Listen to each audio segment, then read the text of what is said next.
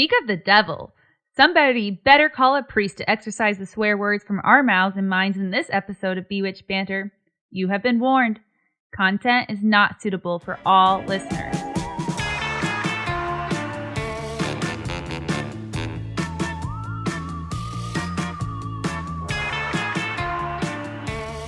Welcome. You're listening to Bewitched Banter. I'm Krista, and I believe that people are inherently shitty. And I'm Amy, and I tend to believe that people are naturally good. But ironically, I'm a super believer in the supernatural and all things spiritual. And I'm a total skeptic. We're best friends, and in this podcast, we're seeking to explore and understand each other's perspectives, with deep dives into the spooky, the spiritual, the magical, and the mystical. And some straight up spoofs. Today, we are covering the devil himself. You want to cheers to getting spiritual? Cheers to getting demonic. Hell to the no. Nope.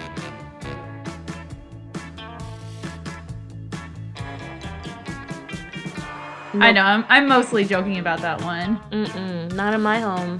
You're not going to invite the devil into your bedroom?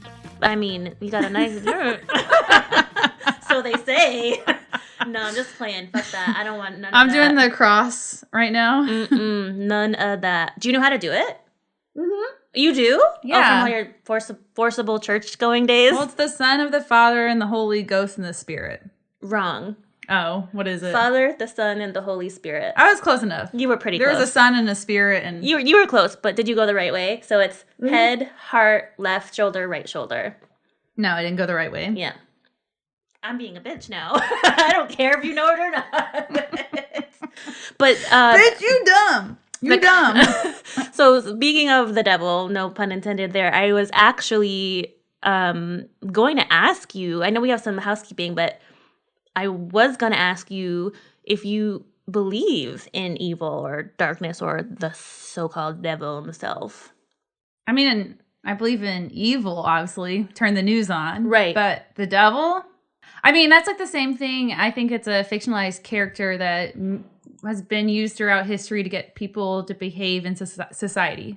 Girl read my mind exactly on this whole segment, so we'll get into that a little more. But what you got for me? You got some news from last week, you said? So in our last episode, I know we talked about Marie Laveau in our voodoo episode. And I had brought up the fact that there was a lot of mystery about where Princess Di was buried. That's right. Yes. Okay, what's the verdict? And I was definitely going off my high school memory, and I think I was 99% probably wrong. Oh, but I looked into it because I did want to update everyone because I do think it's interesting.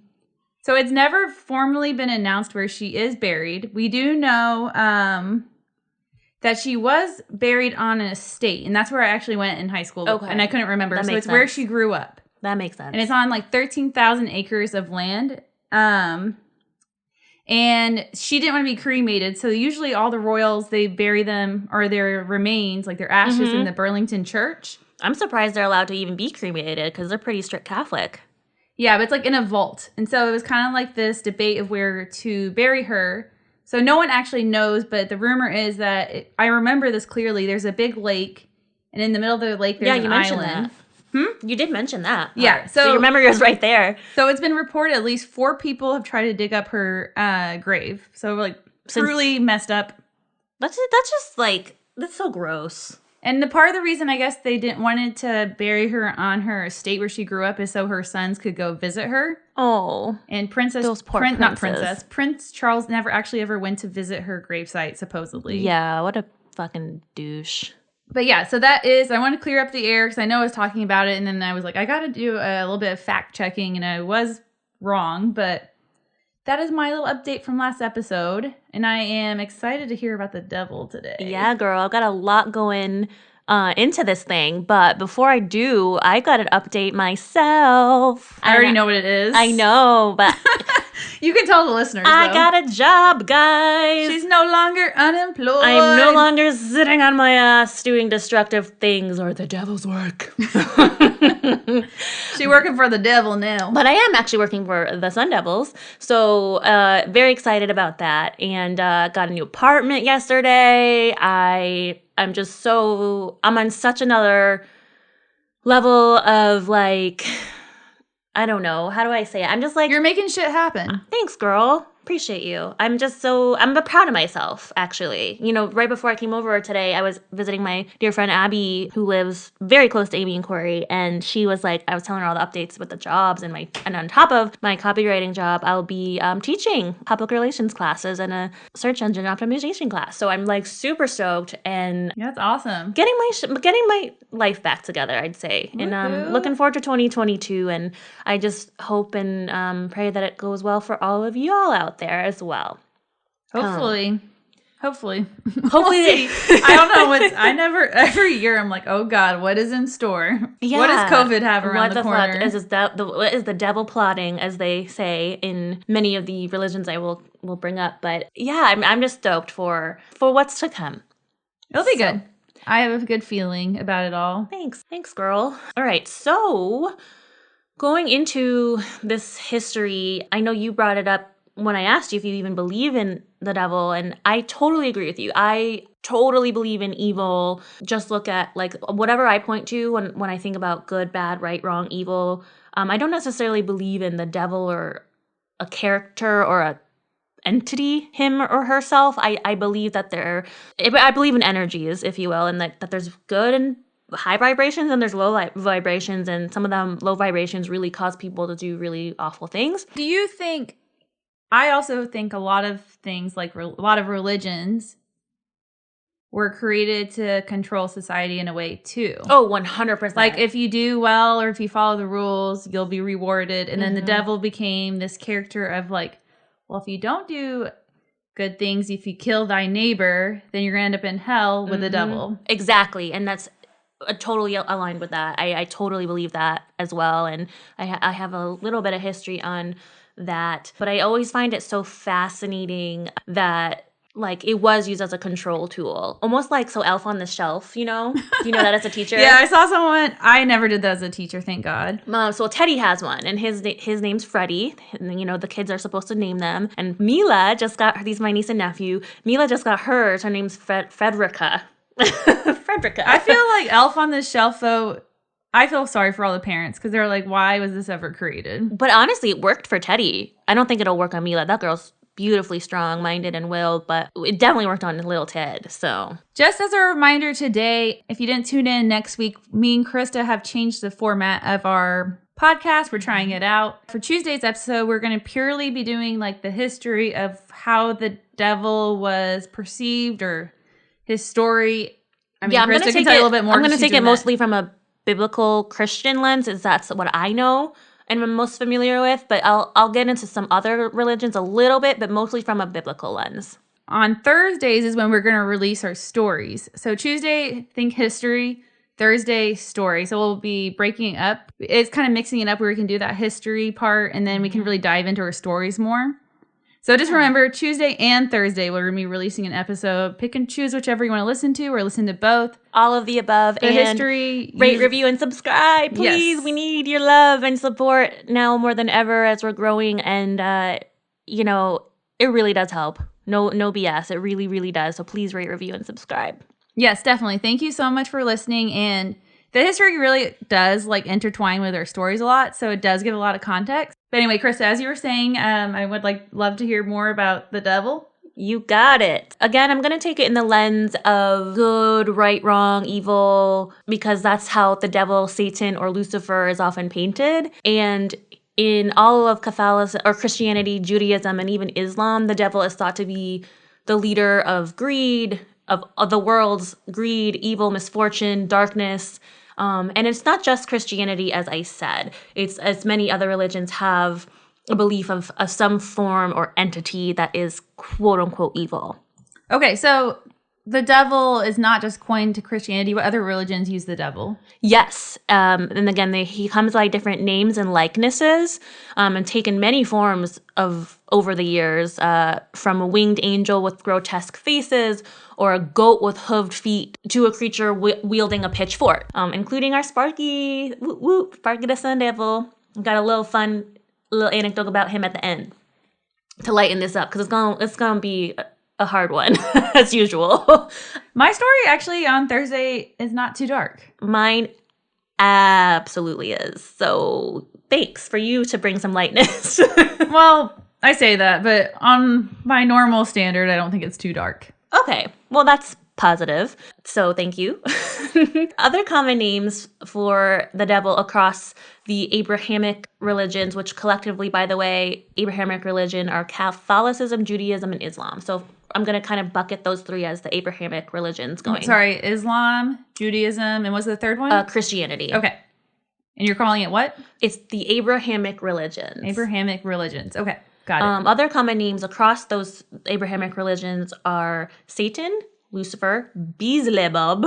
What is it? Beelzebub. Beelzebub? Beelzebub. I've never heard that one. But how do you spell it? It's a B-E-E-L. No, sorry. B-E-E-L-Z-E-B-U-B.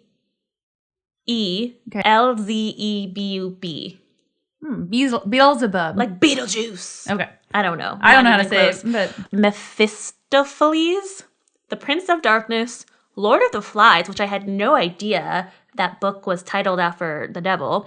I didn't either. Antichrist, Father of Lies, and Moloch. Moloch? M-O-L-O-C-H. No, some of those I've never heard of. Me neither. Like Moloch and Beelzebub. I wonder if those are more from the Judaism, Islamic religions, because I wouldn't know. No, Islam, it was... or Jewish religions, I guess. I don't know. What was it? It was like... It was a form of Satan. But I'll have to double check that. And then I believe Judaism is Satan as well. Although they don't believe in hell, and I'll get into that in just like a minute. Interesting. I think I knew that. Yeah, Jews don't believe in hell. Like us, we Catholics are forced to believe. So back to my question. And you guys don't believe in birth control. Oh, fucking A. You know, that's why my sister never joined the church. Shit, she knew when she was... God, since we were young, she's like, Now well, her sister's OBGYN, by the way. Right, and it's her profession to help women get ourselves some birth control and our rights and agency. But listen to the Jingle Bells All the Way episode, and you'll hear more about that. But to go back to my original question to you, if you believe in the devil, I just want to say that I used to very much so because, again, I was raised Catholic and I had to go to CCD classes, which again, it was like Bible study after school. Mm-hmm. And I think back in the day, I did believe in the devil because I was taught to. But, you know, as I grew older and taught to question things, which I do on a regular basis, I see it almost exactly like you pictured it when we started this conversation. I think there's so many tragedies in this world and things that happened in our formative years, like 9/11. And oh my God, I'm going to get really emotional, so bear with me on this one. Newtown, which is almost, God, it's almost coming up on its anniversary in 2 days, December 14th. Are you talking about Sandy? Yeah, Sandy Hook. Oh my God, so yeah, Newtown. I saw a TikTok of a Sandy Hook survivor, and she was literally in high school. Oh my God. And that to me, and she was talking about... Oh, I have chills because I knew these people. Oh my God. She was talking about the trauma she had from being part of that school shooting.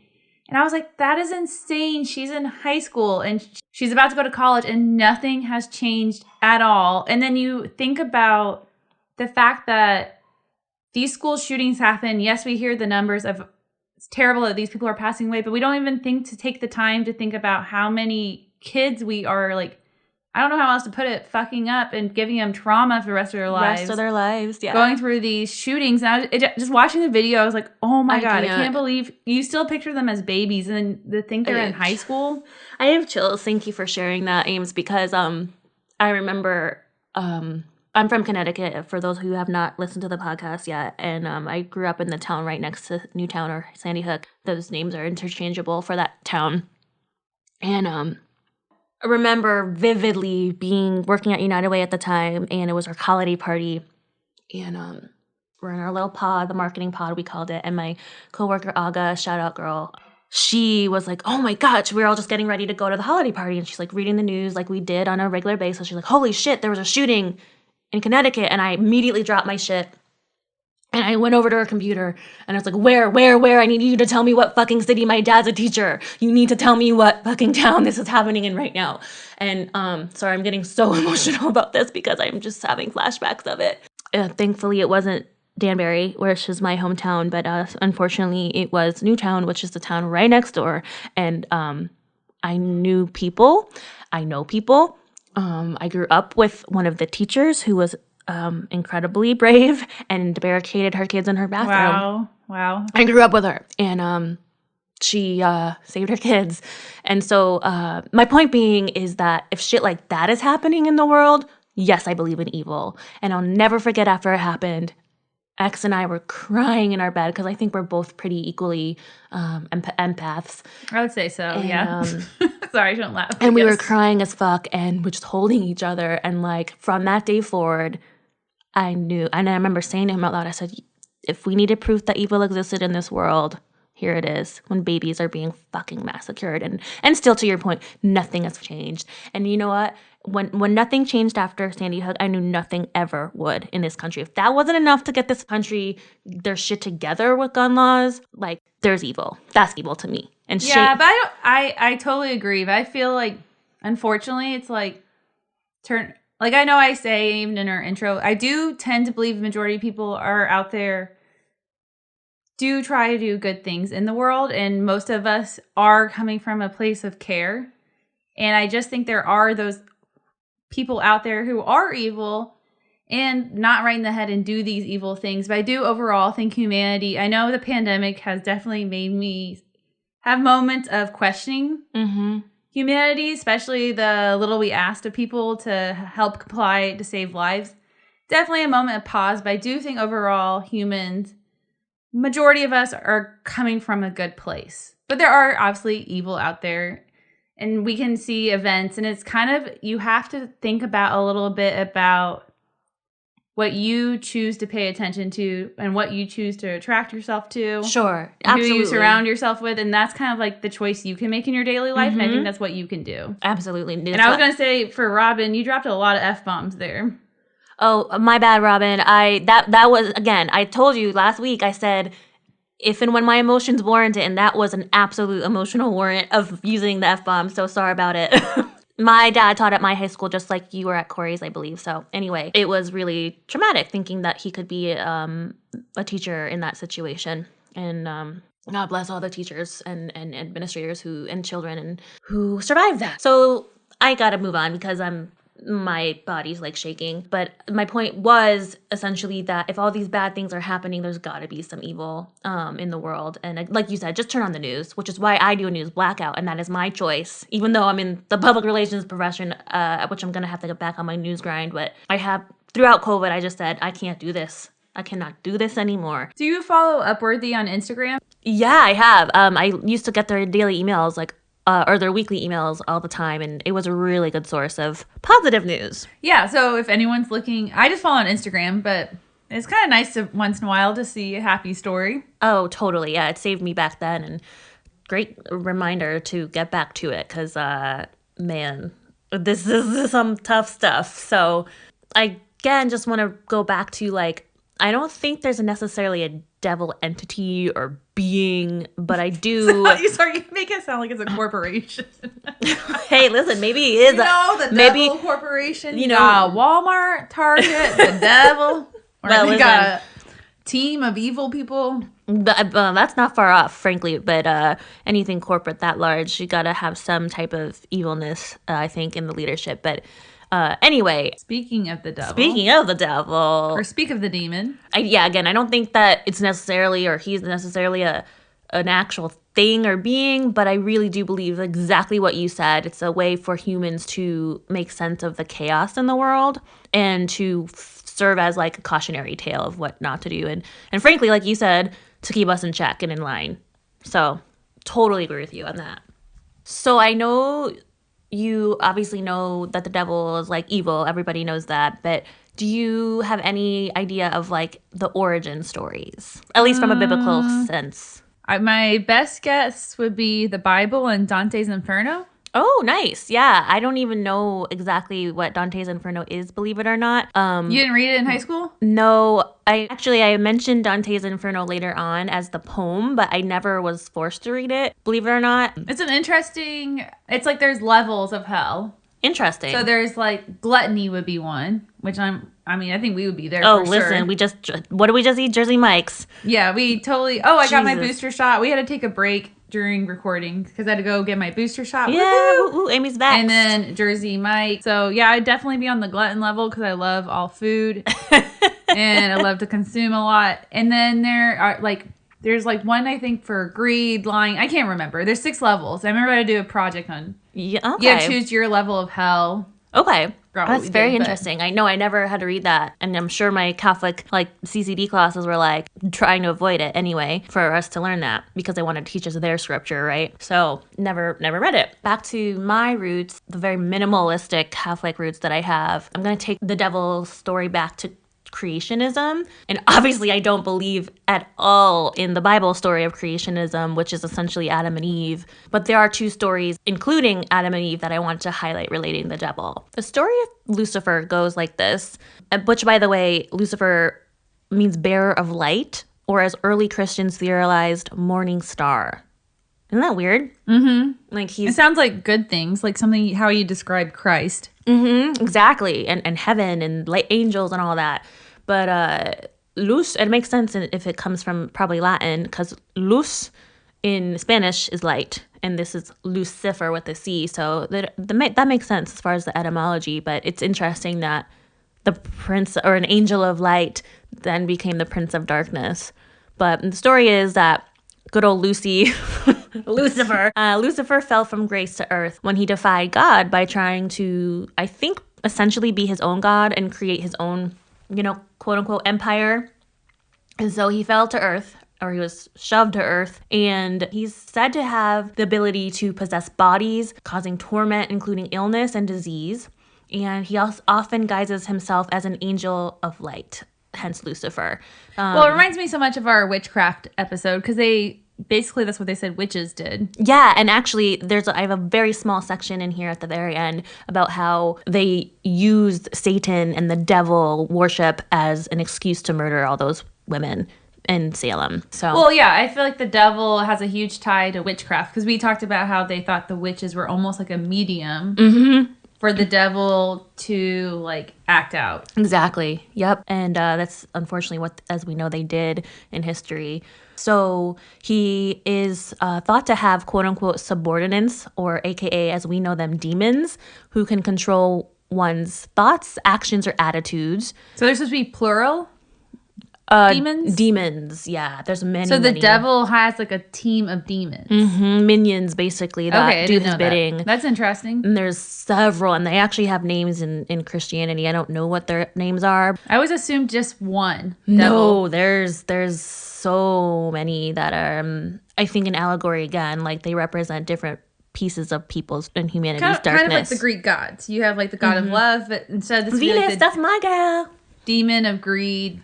Demon of or Athena. I don't remember.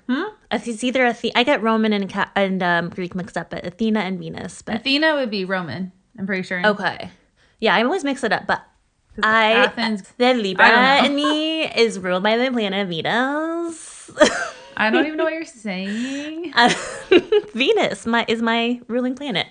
Oh yeah, well, yeah, cool. I don't know what you're talking about. You give a exactly. Shit. So Lucifer, again, can control, according to those who believe it, people's thoughts, attitudes, actions. And according to the book of Revelation, Satan will be chained for 1,000 years when Christ returns to earth. And then ultimately, he'll face his final defeat and be cast into eternal punishment. This is according to the Bible. Currently, so 1,000 years has passed now, right? No, well, this is no.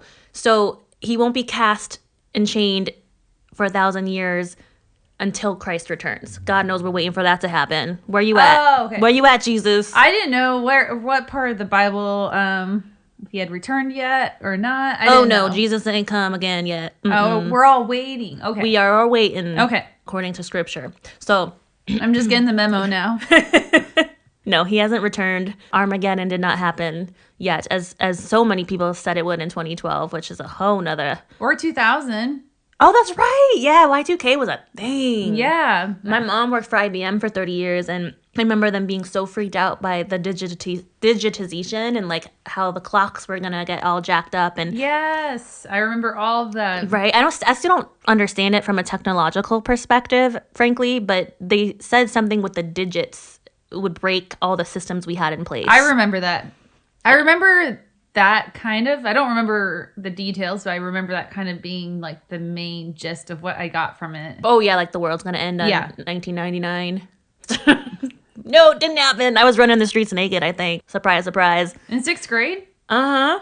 I was at a friend's little party, and we were raiding, of course, our parents' alcohol cabinet, and I think I drank Kahlua, some bullshit, like Ooh, liqueur. that makes me want to have a stomachache. Yeah, instantly. dude. So we're taking shots of Kahlua, and then like running the street naked. That was fun. So I was in England. Wow, that's visiting an family. awesome time to be there. But I remember my Nana got so upset because she wasn't really listening to my cousin, and they had all these bottles, I think, of whiskey and I don't know what it was, laying out on the counter, and my cousin was like, "Hey, can we try a drink?" And I think my Nana took it as like, "Can we have a normal drink, not an alcoholic drink?" Boy. So my cousin pulled me in the kitchen. She was like, "Try this, try this, try this." Lindsay? And then Lindsay. Hey, Lindsay. And then later they were like, my Nana was like, "What the hell? You're not supposed to be drinking this stuff." I love that. I got drunk because every sip I would take, I'm like, "This is disgusting. Let me try the next one. Let me try the next one." Oh my God, I love it. I think we all have a story like that. My sister did the same thing to me when we were in Cancun one summer. And I remember my parents went out one night, and so it was just the two of us in the villa. And there was a big ass Jose Cuervo bottle under the sink. And she's like, pulled it up, clunk, plopped it on the bar. And she says, "Look at this. You need to learn how to take a shot so you don't get made fun of in college or high school. Take a shot." In high school? Yeah, because everyone's pros at taking shots in high school. Listen, we know where that led me to in my life later. But so anyway, I remember taking just like one shot and feeling so drunk, and I remember like going outside and feeling like I was flying. Like, oh my God. Yeah, mine was my first real drinking experience was like a high school tennis party. Oh. Yeah, and I remember taking a shot and feeling like I wanted to die. What did you take a shot of? Vodka. Oh, cheap vodka. Was it the pop-up we talked about? I don't know what it was. Oh God, nothing's I just worse than shitty remember vodka. All the tennis girls, my sister was there, and they're like, you drink this as quick as possible. And I remember it going down my throat, and I was like, what the hell is this shit? This is disgusting. Oh man. Well, if only that stuck for us. Well, hey. Yeah. Back to Satan. The Greeks. Oh, vodka is Satan. Especially shitty vodka. Yeah, Let's be get clear. that straight. Because there are some actually really good ones out there, but not the stuff you drink in high school, though. God, no. Oh God, no. High school was even worse than college. Ugh, I can't even think about it. It grosses me out so bad. But the Greek word for Satan is Satanas, and it's used in the New Testament, but in translation, it then became Satan. So that's how we get the word Satan, just Okay. FYI. And again, back to this funny word, the Gospels use the name Bizlebul, and the Quran uses the proper name, to answer your Islam question, Shaitan. Little shaitan. He's a little shaitan. It's a little shite. It's spelled Shaitan, or Satan in English, as I said, but Shaitan? I'm butchering that in Arabic. I apologize. You probably 99.9% are butchering it. Yeah, 100. So sorry about that for anyone who speaks Arabic. Or hell, it could even be Farsi. Whatever language it is, I apologize. I am effing it up. Either way, though, all three Abrahamic religions see Satan as the catalyst, as again, for the fall of humankind. And he is seen as a serpent in the Garden of Eden. But as a side note, again, Jews actually don't even believe in hell. We share this, the Christians and Jews share the Old Testament as their biblical or as their sacred text. But Jewish people do not actually follow the New Testament. And they don't believe in hell because they don't accept Christ as the Savior, their Lord and Savior at all. So therefore, they don't follow the New Testament, which goes into hell a little bit. So that's the first creation story of Lucifer, if you will. Now, again, I don't mean to be like, what's the word, demeaning at all to you, but do you know the story of Adam and Eve, like, and how it goes? Okay. So Eve was a bitch, ate an apple. Everyone's pissed off at her, and they're like, "You sin, women suck." Now there is sin all around the world, kind of just line. Oh, and she was much. like banished from God. I don't remember what was. Okay, let me clarify. You're on the right track. You were on the right track. All I know is women suck was the moral of the story, Pretty and they're much. the ones that sin. Exactly. You fucking nailed that. Essentially, what had happened was we got Lucifer being cast out of heaven. He then goes down to earth, and the Big Bang thing happens. Actually, in science, that shit actually happened. But according to Genesis, God created the world in 7 days. Anywho, Adam and Eve were created. They were the first humans, apparently. And the snake told her not to eat the apple, and she ate the apple. the snake tempted her. Correct, Yes. Satan. I remember the snake told her to eat the apple. That's right. The serpent, who was Satan, guised as the snake, slithered through the garden. And there was these beautiful, lush groves and trees and fruits. And he said, with his slithering tongue, like, don't eat the apple. And then she ate it. And she ate it. And because of that, because she did what Satan told her to do, this is a really fucked up, I'm going to go on a feminist rant in a minute, but because of that, because of her, supposedly, humankind was damned because she ate this apple. Yeah, like humans could sin from that point forward, right? Exactly. Okay. Yep. Yeah, So, I kind of knew the premise of the story, yes. Yeah, you nailed it as off the bat with, like, basically a way to control women from then on, and it still exists as we know to this day. Don't need to get into it, but of course they fucking blame women. Of course they can't take ownership of their own mankind flaws and arrogance. Of course not. No, it's the woman. Bullshit. Y'all better. No, I'm just like, nope. All right, let me stop, because because this thread runs through so many of the Abrahamic religions that obviously then came into our culture, and that's why we're still not equal. Well, I think we discussed that last episode with the voodoo. Like, the voodoo was a matriarchal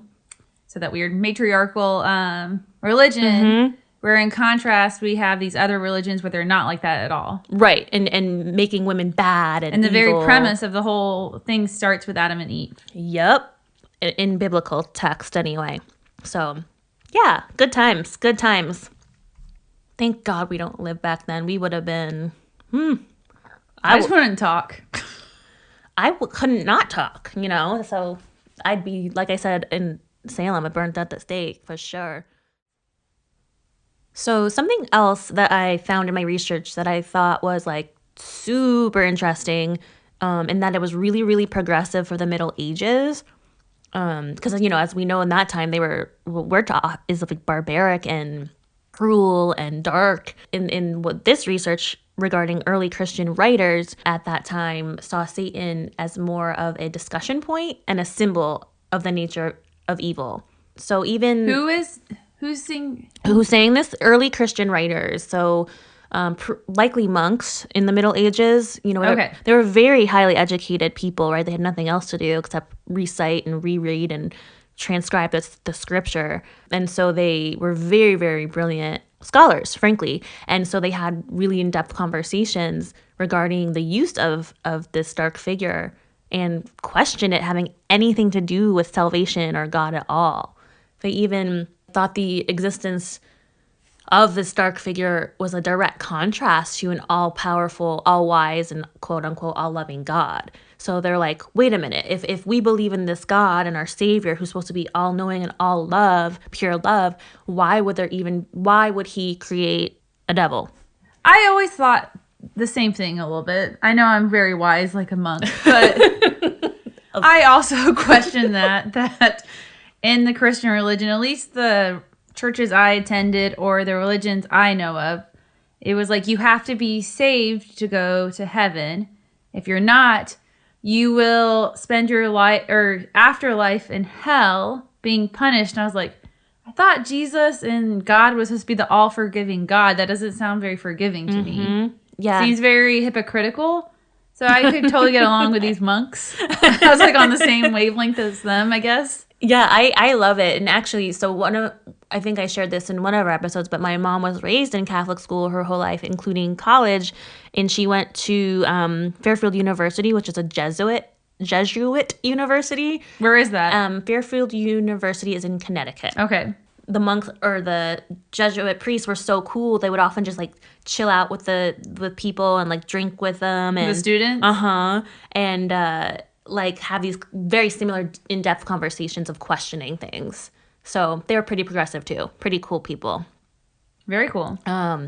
Just a random side note that I always remember my mom telling me about Does her. your mom ever go to church anymore? Oh, God, no. We only go with Vince and his family on Easter, when we're visiting on Sundays sometimes, and then Christmas Okay. and Christmas Eve. Or Christmas Eve. We don't do both. I don't like to leave the house on Christmas. It's like PJs all day. All day, every day. I'm not leaving. Wait. No, we'll probably do Mass and then go to actually my brother and sister-in-law's with the twins. And yeah, that's what we do for Christmas. But I have to say, despite not being a quote-unquote good Catholic anymore, a practicing Catholic, I absolutely love the caroling and the choir. Oh, yeah. It's beautiful. You know, there's something so, like, it could bring you to your knees. It's just so stunning. A little bit scary, honestly, sometimes in the Roman Catholic Church because it's so ornate and, like, oldie, worldly vibey, but it's still so beautiful. So I'm excited, actually, for that part of Mass, Christmas Mass. But so anyway, the music at Christmas time is just absolutely just, it's so moving, I would say, on that level. But back to these monks, even later in the 18th century, some more forward-thinking liberal Christian theologists even thought that any allegations or allegories or stories surrounding Satan shouldn't be taken literally, but more as you said, like a cautionary tale. And this is a brief quote from Encyclopedia. It's kind of like karma. Yeah, Makes me think of, yes, exactly. it makes me think of karma. Like if you pay for your actions, and there's consequences. Yep. For your behavior. Yep. And they said, quote, it's a mythological attempt to express the reality and the extent of evil in the universe, existing outside and apart from humanity, but profoundly influencing the human sphere, end quote. So again, we know that there's darkness in this world from my aforementioned rant, but it's not necessarily in the form of a being as the devil. It's just people do bad shit. Like I assert at the top of every episode, people are naturally bad and flawed, I think. And bringing it back to a little bit of other religions outside of the Abrahamic religions, who see the devil obviously as a literal thing or being, as I mentioned a little earlier, many other religions believe in at least some sort of evil being, whether it's the devil or not. They do believe that there is some force or some being in their belief system that is there to wreak havoc on earth against all and any good that could exist. The Buddhist religion, I don't think they have anything like that, though. Do they? Literally my next sentence. You always read my mind, girl. Every time. One example is in Buddhism, Mara, I think I'm pronouncing that right, Mara was said to be the demon that tried to tempt and steer Buddha off his path of enlightenment. So that answers my question. Yep. But ultimately, they tried to akin it to Eve, or excuse me, Jesus, that Buddha resisted and defeated, quote unquote, Mara, whereas Jesus resisted the devil.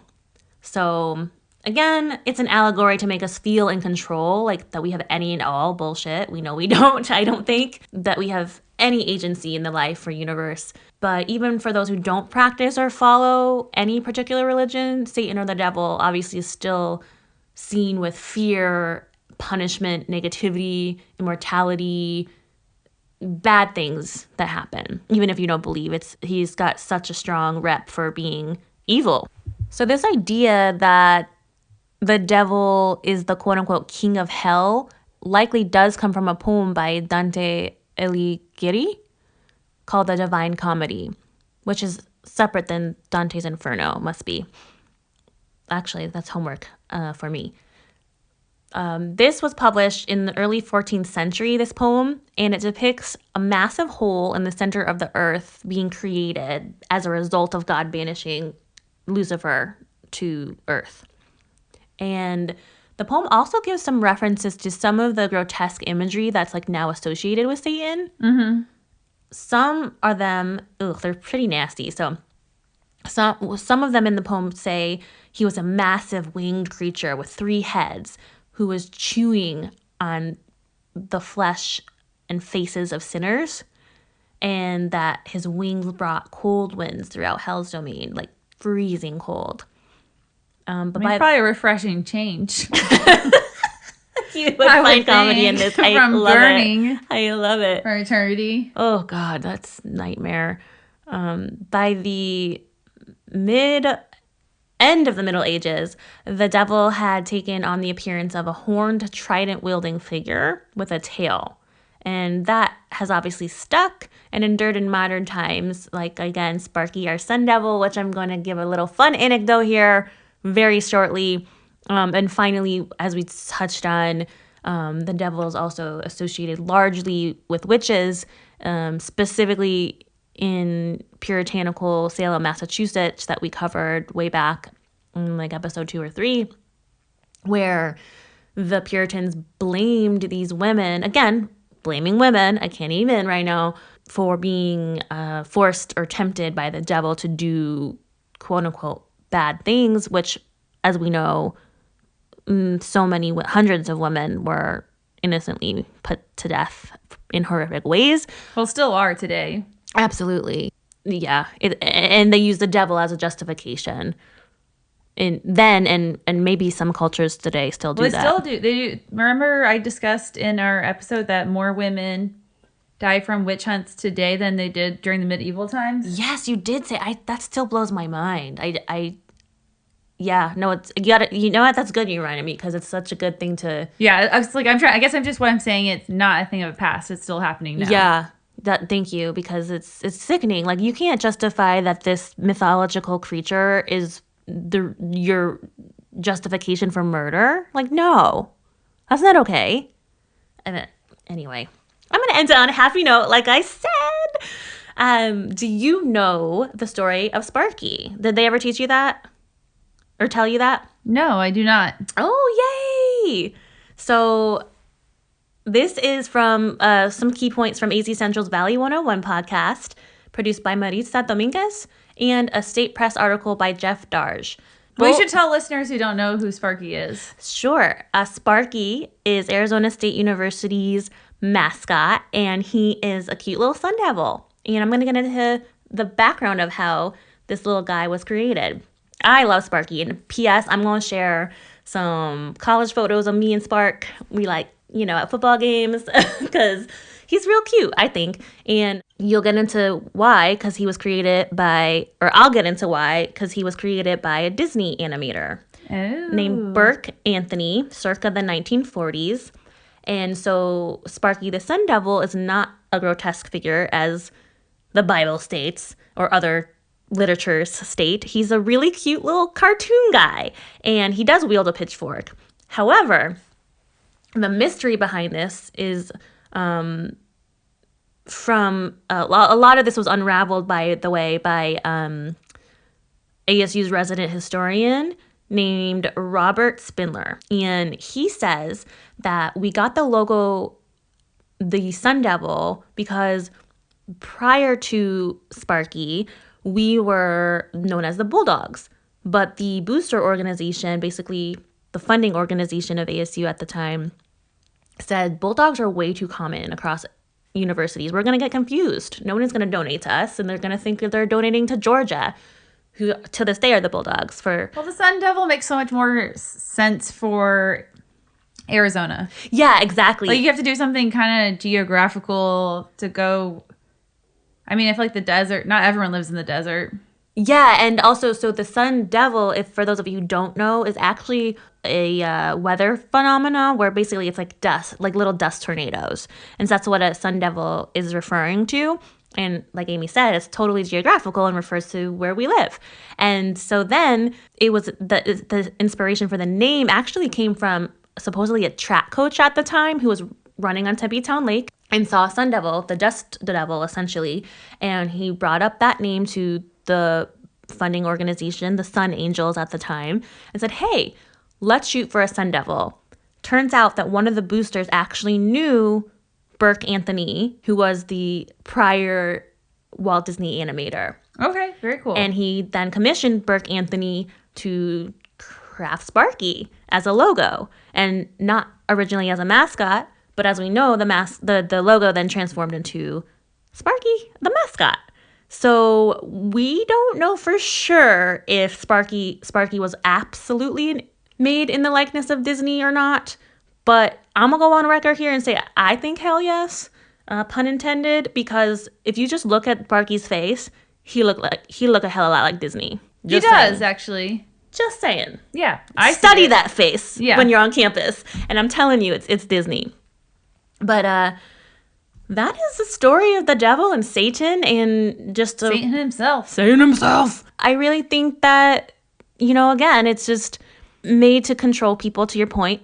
But also as a way for humans to just rationalize all the crazy darkness that happens in the world. We have no other explanation for it than to create stories sometimes. And yeah, I think also sometimes like this obsession people have with true crime and like hearing it, it's like almost like people are so fascinated because they can't imagine ever doing the things like these horrible actions, these murderers, rapists, serial killers take amongst people. And so like we have this morbid fascination about people being evil, but it's like we can't even comprehend how someone could be like that. So I could see like the devil kind of being an explanation. Yeah, I know like as humans we're always searching for explanation, and sometimes there's just isn't an explanation. Yeah, sometimes it's just effing chaos out there, and that's what it is. But like I said, I do believe in energy and dark energy. And actually, as a matter of fact, last night I went to a really cool thing I didn't tell you about.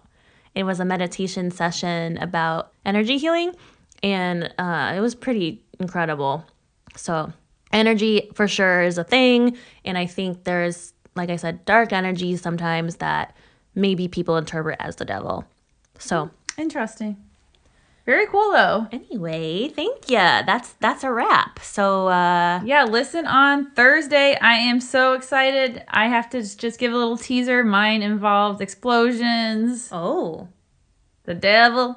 A deal. Rockets, sex, magic. It's got all the good components. So, rockets listen in. Yes, please. Mine has to do not at all similar, but mine's dark, as I said. Go figure. But it does have to do with the devil made me do it. Ooh, I'm very curious and I can't wait to hear. But tune in on Thursday. Again, thank you so much for listening. Please give us feedback. We'd love to hear from you all. And we hope you enjoyed if you want to send us a topic idea, please do. And visit our Patreon at patreonbewitchedbanter.com. And also email us at bewitchedbanter@gmail.com. Yes, and that is a wrap on the devil. Hope you enjoyed. And peace, Bewitches! Peace.